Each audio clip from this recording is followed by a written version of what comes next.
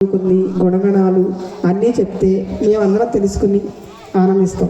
అమ్మాయి యొక్క విద్యార్హతలకు వచ్చేటప్పటికండి సర్వజ్ఞురాలు, సకల వేద పారంగతురాలు, ఇచ్ఛాశక్తి, జ్ఞానశక్తి, క్రియాశక్తి స్వరూపిణి మా అమ్మ. సహనంలో భూమాతను పోల్చినటువంటిది మా అమ్మ. భూమాతను పోల్చడం అంటారేంటి? భూమాతే మా అమ్మ. ఎంతో సహనంతో తన బిడ్డల్ని ఎంతో చక్కగా కాచి పెంచి పోషిస్తూ తన కన్ను సన్నల్లోనే నడిపిస్తుంది ఈ అమ్మ. సకల చరాచర జగత్తు కూడా తన కన్న సన్నుల్లోనే నడుస్తుందండి. ఇంతకంటే గొప్ప బాధ్యత, విద్యార్హతలు ఇంకేమైనా కావాలంటారా? తప్పకుండానండి. మరి మీ అమ్మాయి ఎలా చూసుకుంటుంది మా శ్రీనివాసుడిని? మీ శ్రీనివాసుడికి చేదోడు వాదోడుగా ఉంటుందండి. ఆయన అడుగుజాడల్లోనే నడుస్తుంది. అంత గుణవంతురాలు మా అమ్మాయి.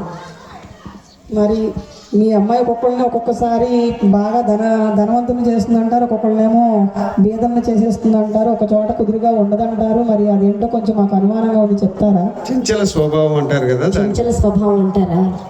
ఎవరైనా అందంగా ఉన్నారంటే ముందుగా ఎవరితో పోలుస్తారండి? శ్రీ మహాలక్ష్మి అంటారు. అబ్బా, ఎంత శ్రీ మహాలక్ష్మిలా ఉన్నావు తల్లి, ఎంత బాగున్నావు అని అంటారు కదా.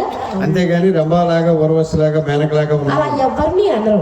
అలా మనం ఎవరు కూడా పోల్చుకోము. శ్రీ మహాలక్ష్మి లాగా ఉన్నావమ్మా అని అంటారు. అంటే ఆవిడే సౌందర్య లహరి, ఓర్పులో గుణవంతురాలు కూడా. ఇంత చక్కటి మా అమ్మాయి ఒకచోట కుదురుగా ఎందుకు ఉండదనేగా మీ ప్రశ్న. ఈ చంచలత్వం ఎందుకు వచ్చింది అని అంటారేమో.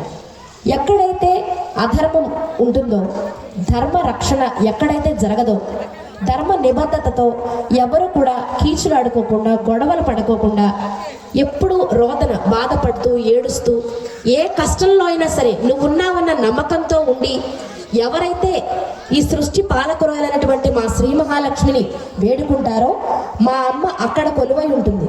శుచి, శుభ్రత ఎక్కడైతే ఉంటుందో మా అమ్మ అక్కడ స్థిరంగా ఉంటుంది. స్థిరంగా ఉండాలా వద్దా అనేది ఆ ఇంటి కట్టుబాట్లను బట్టి ఉంటుందండి. అంటే మా నారాయణుడు ఎక్కడ ఉంటే ఆ లక్ష్మీదేవి అక్కడే ఉంటుంది అంటారు, అంతే? ఎందుకు మా అమ్మాయి మీ నారాయణ్ని వదిలిపెట్టాల్సిన వచ్చిన పరిస్థితి ఏంటో చెప్పనా నేను? చెప్పండి. తన హృదయంలో, అంటే ఎప్పుడైతే తన హృదయంలో కొలువుంచినటువంటి ఆ లక్ష్మీదేవి భృగు మహర్షి వచ్చి పాదధూళితో అపవిత్రం చేస్తాడో, శుచి శుభ్రత లేని చోట మా అమ్మ ఉండదు అన్నదానికి అదొక నిదర్శనం అండి. ఆ పాదధూళి సోకినట్టు వల్లనే మా అమ్మ అక్కడి నుంచి వచ్చేసింది. అలాగే ఇంకొక విషయం, కోపంతో వచ్చేసింది. అంత గొప్ప దేవీ దేవతలు కదా, మరి కోపంతో అంటారేంటో అనుకోవద్దు. కోపం అనేది కాదండి, ఏది జరిగినా కూడా లోక కళ్యాణార్థమే జరుగుతుంది.